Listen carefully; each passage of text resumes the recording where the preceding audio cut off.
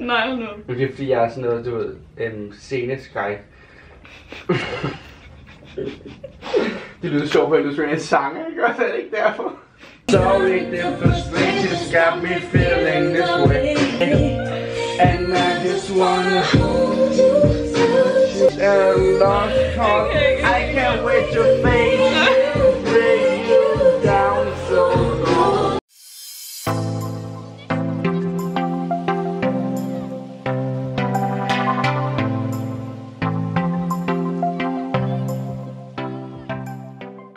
Hej alle sammen, og hjertelig velkommen til den her video. I dag der har jeg Mike med. Hej.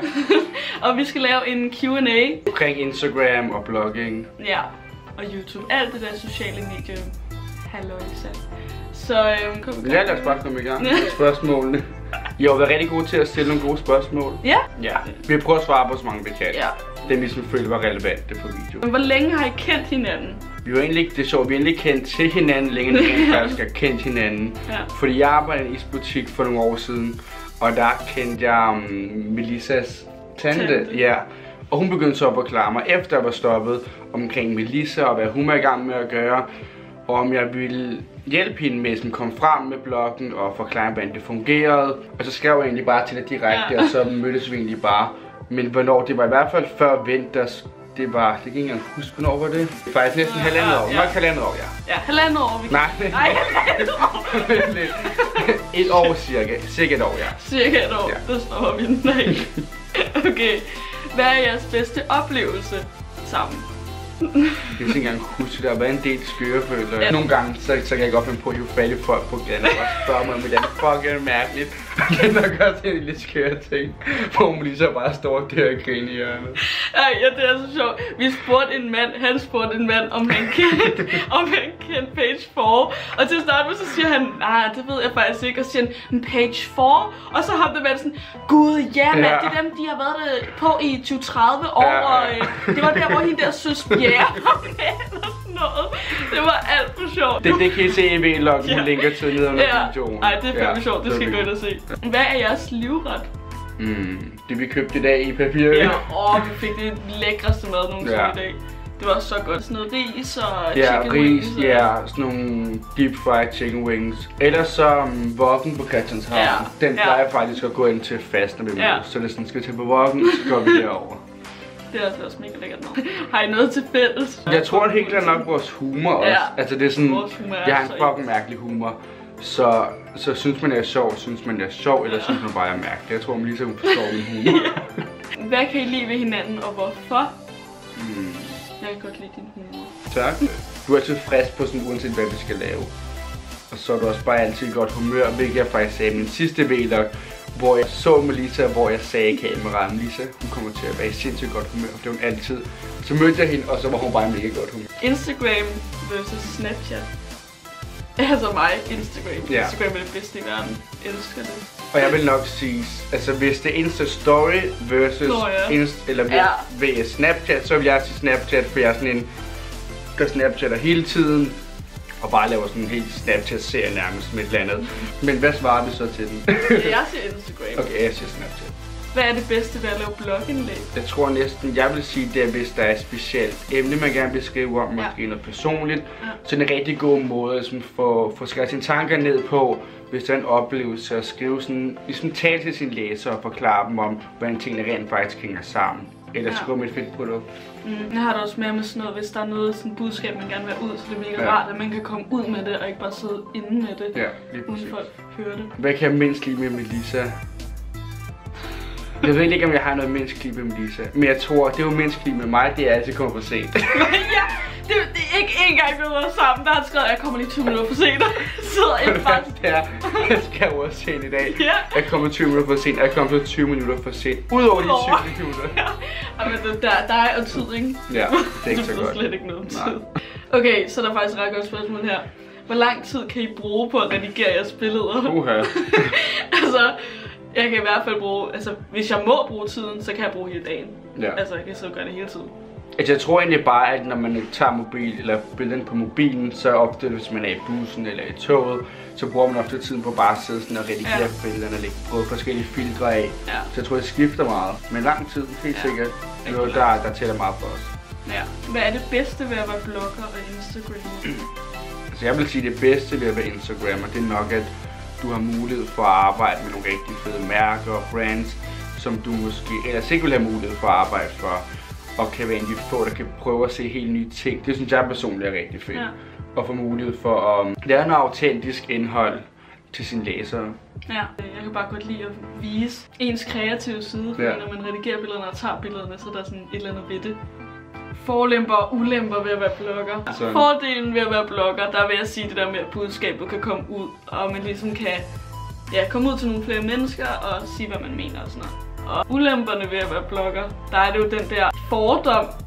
Altså... Ja, jeg tror nok det er fordom ved at folk ligesom når de ser en online tænker okay, Melissa eller Mike eller en tredje blogger, han eller hun er på den her måde, og hun fremstår sådan på en YouTube-video eller på Instagram eller på Snapchat, så hun må være sådan her. Så folk ligesom inden de i hovedet har mødt dig, allerede nærmest synes noget bestemt om dig. Og så også bare generelt, at der er jo nogle folk, som ikke er særlig rare på nettet, og det kan godt komme nogle onde kommentarer, og det synes jeg, man vender sig lidt til, men aldrig helt. Hvis du helt selv måtte rejse et sted hen, hvor skulle du så være, og hvorfor? Altså, min drøm har altid været Bali, eller Dubai. Bare kunne blogge en masse og tage Instagram-billeder. Det er min drømmeferie. Jeg vil nok sige New York, eller Bahamas. Bahamas? Shit, ja. Ej, det ville jeg også gerne. Hvad fik jeg til at starte som blogger? Det var et ret godt spørgsmål. Jeg har altid ville være blogger, og jeg har altid ønsket mig at starte. Jeg har bare aldrig turde gøre det. Jeg kan jo huske, at vi snakkede lidt om det i starten, hvor jeg spurgte Melissa, hvad er grunden til, at du gerne vil være blogger? Om det var for at få gratis tøj, eller om det var en af de her typiske latterlige grunde, man hører. Men hun sagde faktisk til mig, at det er fordi hun rigtig synes, det var spændende og gerne ville prøve det. Og så vil sige, at du har i hvert fald også holdt ved. Så thumbs up. Ja, der er faktisk også mange, der spørger sådan, om man starter bloggen for at få sponsoreret ting. Ja, sådan fungerer det ikke. Nej, så fungerer det overhovedet ikke, fordi man arbejder også ligesom for at få de sponsorerede ting. Og hvorfor skulle man arbejde med noget, man ikke har lyst til at arbejde med? Altså... Ja, så timeløn næsten bedre arbejde et andet sted. Altså. Fuldstændig. Bliver I genkendt på gaden? Bliver du genkendt på gaden? Altså, jeg er faktisk blevet genkendt et par gange, hvor jeg har prøvet en gang, hvor der er en, der sagde med, at det ikke Mike et eller andet, og så har jeg prøvet nogle gange, hvor folk ikke siger noget, men så hiver de fat i en eller anden, og så siger de sådan, ham det er et eller andet, så peger de på mig, og så er jeg sådan lidt, godt komme hen og sige hej til mig. Ja, det er også det der visken, man kan høre. Og så man kigger over, og så står der bare en, og så billeder, så skynder de sig sådan der væk, og hvad laver du? Giv mig credit, man, tag mig lige på billedet. Hvad bliver I inspireret af? Jeg vil næsten ikke sige, at jeg bliver inspireret af nogen, specielt nok nærmere inspireret af de mål, jeg har. Det eneste sted, jeg sådan finder inspiration, det er på Instagram, altså. Er der noget specielt, I gerne vil opleve sammen? Vi tager til Bahamas. Altså. Ja. Altså uanset hvad, kan man sige, så skal vi ud og rejse her i løbet af sommeren. Så jeg vil sige, det vil nok være den første ting, vi ligesom allerede har aftalt, der er lidt specielt, vi gerne vil gøre sammen. Det bliver hyggeligt, der kommer også mange fede videoer op. Helt sikkert. Hvad synes I om, at man lægger et billede ud af sig selv i bikini på f.eks. Instagram? Fordi det har jeg nemlig selv tænkt over at lave et blogindlæg om. For der er rigtig mange, der siger, at sådan, det er slutty at lægge et billede ud i undertøj eller bikini og sådan noget, og så, det er slet ikke sådan en mening, jeg har overhovedet. Altså, jeg synes slet ikke, at det er slutty eller mærkeligt eller ubehageligt eller noget, som jeg synes, folk lægger noget i bikini eller noget som helst. Altså, man går på stranden, I ser mig alligevel i bikini, I ser alligevel alle andre i bikini, hvorfor ikke poste et billede? Altså, jeg er på samme måde, jeg har jo også postet mine færre share af undertøjsbilleder. Jeg kan ikke rigtig se problemet med det. Jeg tror nogle gange det er meget vigtigt, at man ikke har nogle briller på, hvor der bare står, at alt skal være seksuelt. Jeg synes faktisk også, der er rigtig meget om, at hvis man er tynd, så gør det ikke noget at gå i bikini. Og hvis man er lidt større, så må man ikke. Altså, og uanset hvilken kropstørrelse man har, så man ikke gå det, man har lyst til. Hvordan tager man det bedste selfie? Det er jo meget med lyset at gøre. Helt vildt. Altså hvis man finder det rette lys, så kan man gøre alt. Hvad synes I om, at man lægger et billede af sig selv med dobbelthage og lignende? Jeg synes, det er fucking sjovt, altså. Fyre alle de billeder afsted, vi er med dobbelthage. Vi godkender herfra. Vi vil gerne se dem. Hvad er definitionen af hvad Instagram goals? Og det kan jeg ikke udtale det ord. Jeg vil sige, det er at lave noget super fedt content og være sig selv samtidig. Lave noget, man kan lide af sig selv med i det. Og hvis du synes, det du laver, det er Instagram, pose.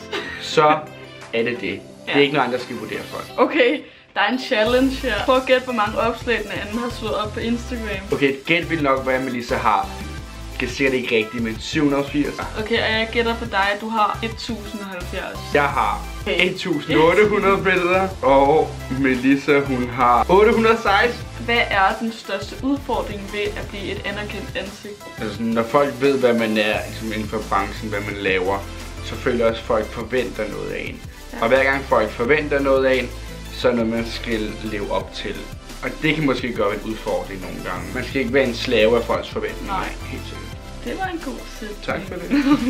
Hvad bruger I mest tid på de sociale medier? Melissas, det er at sidde på den der app og så lægge sit feed frem på den buskebrækker. Ja, nej, det ville da den bedste app nogensinde til, hvis man gerne vil have et pænt Instagram feed. Og hvis jeg abonnerer på Melissas kanal, så kan jeg godt få den at vide. Så laver jeg en video med den gode app, så jeg kan forklare den ordentligt. Har I nogensinde fortrudt, at I startede som Instagrammer, YouTuber og blogger? Jeg har aldrig nogensinde fortrudt det. Aldrig. Altså dengang jeg overvejede at søge hos FBI, der fortrød jeg det lidt. Ellers har jeg ikke. Ser jeg selv som blogger, Instagram eller YouTuber om 10 år? Der vil sige, det må tiden næsten. Ja, nemlig. Det er ikke til at svare på. Men hvis man kan leve af det, hvis man kan leve af det, så er det mit største ønske at være det resten af mit liv. Er det nogle gange svært at få råd til alt det tøj, du gerne vil købe, eller er det noget, som du altid har råd til?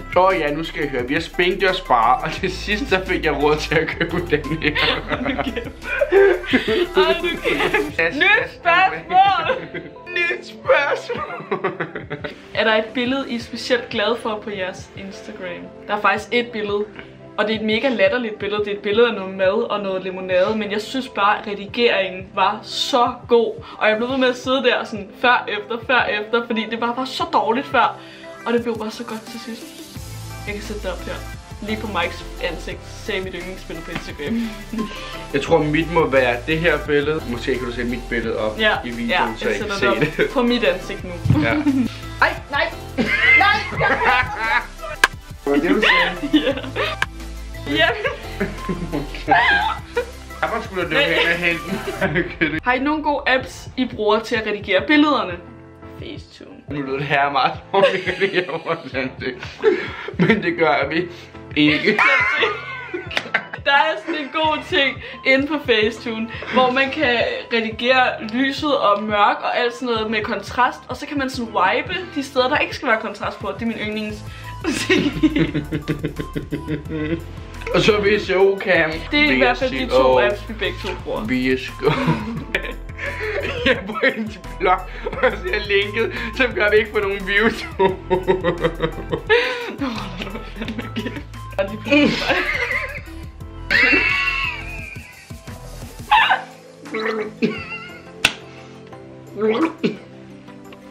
Hvad vil du kalde dine fans?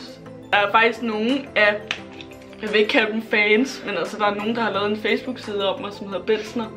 Ja. Det synes jeg er fucking nice. Det kan jeg kalde jer selv Bensner. Bensner. Hvad lavede vi første gang, vi var sammen?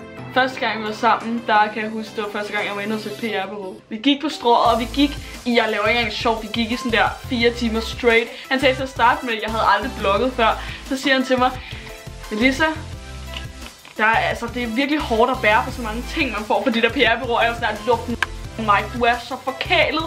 Og så gik han bare rundt, og han bare, og jeg blev nødt til at holde nogle ting, for han havde fået så meget. Og jeg var så til sidst, jeg kunne slet ikke gå. Altså, så begyndte jeg at tro på det, så... Så vi endte også, jeg tror 4 PR-bureauer, så fik jeg sådan en her stor pose med tøj. Og sko på Bianco, 2 par. Ja, og så var jeg i et andet PR-bureau, fik lige så meget tøj, så fik jeg produkter, sådan 50 produkter et sted, og der var sådan, jeg kunne literally ikke holde dem alle sammen. Ej, det var så vildt. Og vi tog også billeder. Vi tog billeder til din blog og Facebook. Ja. Det var faktisk rigtig hyggeligt. Hvor befinder jeg I, når I er i byen? 1 på dansegulvet, 2 i baren, 3 sidder og chiller på sofaen. Nu går jeg aldrig nogensinde i byen. Det gør jeg faktisk ikke. Så du vil chiller sofaen derhjemme. Ja, derhjemme. Ej, hvis jeg er på en bar eller et eller andet, som jeg godt kan lide at være på, hvor der sådan stille, og man godt kan snakke med folk, så er jeg rigtig meget ude at danse. For jeg synes, det er mega grinerende at danse. Ja. Også bare sjovt. Altså folk griner, og det synes jeg er fedt. Jeg ved godt, alt det der kommer med. Nej, det gør jeg ikke. Nej, det kommer med. Synes du, det er pinligt at tage billeder til din blog, når andre kigger? Love you. Love you too. Altså i starten, der tog jeg slet ikke overhovedet. Der stod jeg inde i sådan en gyde og ville ikke have, at folk kiggede overhovedet. Jeg tog tøj rundt om og sådan noget, så folk ikke kunne se mig. Men nu, der er det stadig pinligt, men det er ikke så slemt, vil jeg sige. Jeg har vendt mig lidt til det, og jeg kan godt gøre det, når folk går forbi og sådan noget. Så uanset hvad, så er det måske lidt mere, hvordan folk kigger. Hvis man er et sted, hvor der er mange unge, der bare står mega mærkeligt, kan det godt blive lidt underligt. Selv for mig, der har gjort det mange år. Men hvis du er et sted, hvor der måske er rigtig mange mennesker, og folk er lidt ligeglade, så er det sådan lidt fint nok, så tænker man ikke over. Hvordan har Lav og Mike det med hinanden? Altså, jeg har boet på til noget tid. Ja, det er rigtigt. Altså, de venter faktisk et barn. En lille dreng. Ja. Hvad er det nu, skal hedde? Hvad er det ikke, hvad det hedder? Lav Charvian. Jeg elsker det barn. Nej, men mig og Lav, vi er tæt på at bedste venner. Ja. Ja, jeg bliver næsten holdt ud på nogle gange. Hun gør så. Altså, vi mødtes også mig og Lav første gang i magasinet. Jeg har ikke mødt hinanden. Yndlingstøjmærke. Mit er helt klart Junkyard. Altså, det er det bedste tøjmærke. Man kan finde alt derinde. Altså, det er også fordi, det er sådan noget street-mærker. Det kan jeg godt lide. Ja. Tom Hilfiger er altid været af mit favoritmærke, men jeg vil nok sige, at Lacoste er rigtig glad for lige nu ekstra meget. Der er super mange af jer, som har spurgt, om der er noget mellem mig og Mike, fordi vi har hængt ud rigtig meget sammen for tiden. Og bare for lige at gøre det klart i videoen, der er ikke noget mellem mig og Mike. Kun venner. Vi er kun venner. Ja, jeg tror, det er ret typisk, hvis man bare fordi, som man dreng og Peter venner, så skal der være et eller andet, eller date eller gøre noget. Der er ikke noget. Nu hører de det fra os begge to, ikke? Ja, nu hører de fra den forlidende kilde. Ja. Jamen, det var det for den her Q&A med Mike og Melissa.